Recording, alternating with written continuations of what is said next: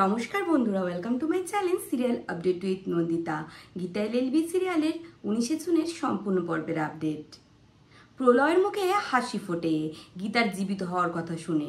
অগ্নিজিৎ মুখার্জি গীতাকে জীবিত দেখে বলে অসম্ভব, এটা হতে পারে না। আর তখন প্রলয় হাসে। জাগৃতি বলে হাসছো কেন? তখন প্রলয় বলে ধর্মের কল বাতাসে নড়ে। দেখেছো তো, গীতার জীবিত হয়ে ফিরে এসেছে। ব্রজবালা বলে কইরে শাক বাজা উলু বাজা, আমি গীতাকে বরণ করব। তখন অগ্নিজিৎ বলে কখনো হবে না, কোনো বরণ হবে না, গীতা এই বাড়ির বউ হয়ে আসবে না, কাব্যার বরণ হবে এই বাড়ির বউ হিসেবে, দ্যাট ইজ মাই অর্ডার। প্রলয় তখন বলে পদ্মরানী দাসের উকিল দিদি ফিরে এসেছে, এবার পদ্মরানীর গায়ে কেউ হাত দিতে পারবে না। এদিকে গীতা কৃপানকে বলে যে চাইলে আমি তোকে অ্যারেস্ট করতে পারতাম, কিন্তু আমি অ্যারেস্ট করব না, কারণ চালটা এবার পাল্টে গেছে। তুই কি আইনটাকে নিজের বাপের সম্পত্তি মনে করিস? দেখতে পাচ্ছিস সেটা যে গীতা এলএলবি ফিরে এসেছে। কৃপান তখন অবাক হয়ে গীতার দিকে তাকিয়ে থাকে আর ভাবে গীতা ফিরে এসেছে। এদিকে স্বপ্নার গণেশ উকিল আসে আর জাগৃতি তখন বরণডালা সাজাতে ব্যস্ত। আর তখনই স্বপ্না এসে বলে কার জন্য বরণডালা সাজাচ্ছেন, আমার মেয়ে কোথায়, কি হলো বলুন। আর তখন জাগৃতি বলে আপনারা। আর তখন স্বপ্না বলে কি হলো বলুন, আমার মেয়ে কোথায়, আর কই বিয়ে টিয়ে তো কিছু হলো না, তাহলে কার জন্য বরণডালা সাজাচ্ছেন। আর তখন মেজ বৌদি বলে যে গীতার জন্য বরণডালা সাজা হচ্ছে না, গীতা কোণে নয়। আর তখন স্বপ্না বলে বলুন কে কোণে তাহলে। তখন গিনি পেছন থেকে এসে বলে যে কোণে অন্য কেউ, কোণে গীতা নয়। আর তখন স্বপ্না বলে তুই তুই কি করে এগুলো বলছিস, গীতার সাথে তো স্বস্তিকের বিয়ে হওয়ার কথা ছিল। আর তখন গিনি বলে সেসব ভুলে যাও, সেসব হবে না। তখন স্বপ্না দেবী বলে তুই কি আমার পেটের মেয়ে না পেটের শত্রুর? তখন গিনি বলে যা ভাবার ভাবতে পারো, কিন্তু গীতার এই বাড়িতে কোনো জায়গা হবে না। গণেশ গাঙ্গুলি তখন বলে খুব বড় বড় কথা বলেছিল, কোথায় অগ্নিজিৎ মুখার্জি? তখন অগ্নিজিৎ মুখার্জি পেছন থেকে বলে এই তো আমি এখানে। তখন গণেশ গাঙ্গুলি বলে তাহলে এইগুলো আপনার কুৎসিত পরিকল্পনা, আপনি এতটা নিচে নামতে পারেন?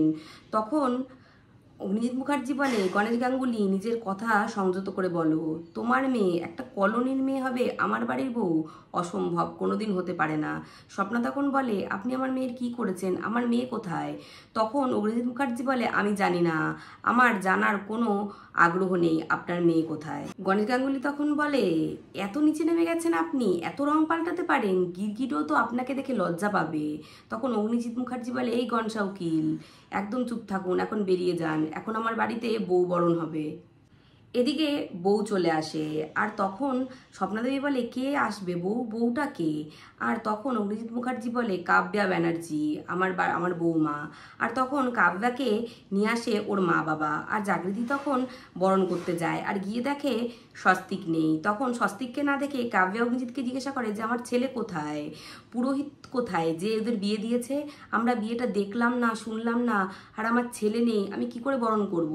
সবাই তাই বলে, দুই কাকিমাও তাই বলে, সবসময় জেনে এসেছি বরকনেকে একসাথে বরণ করে তুলতে হয়, ওরা কোথায়? তাছাড়া আমরা বিয়েটাই তো দেখিনি।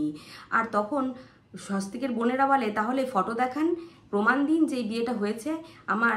তখন জাগৃতি বলে যে আমার ছেলে যতক্ষণ না এসে বলছে যে আমি কাব্যাকে বিয়ে করেছে ততক্ষণ আমি কাব্যাকে বরণ করতে পারবো না।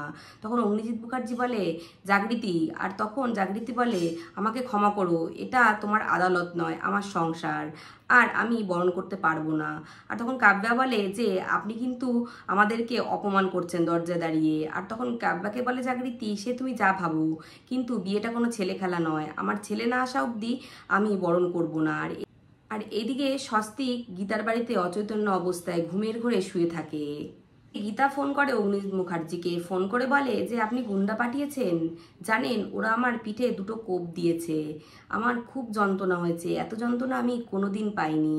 আপনি বাবা, আপনি ছেলেকে নিয়ে পাশা খেলছেন, কি ব্যাপার আপনি খুঁজে পাচ্ছেন না তো আপনার ছেলেকে? আমার কলোনিতে আসুন, এইখানে আছে স্বস্তিক। তো বন্ধুরা আজকের ভিডিওটা এই অবধি। গীতা এলএলবি সিরিয়ালের আগাম আপডেট পেতে অবশ্যই চ্যানেলকে সাবস্ক্রাইব করে পাশে থাকবেন। Thank you so much for watching, tata.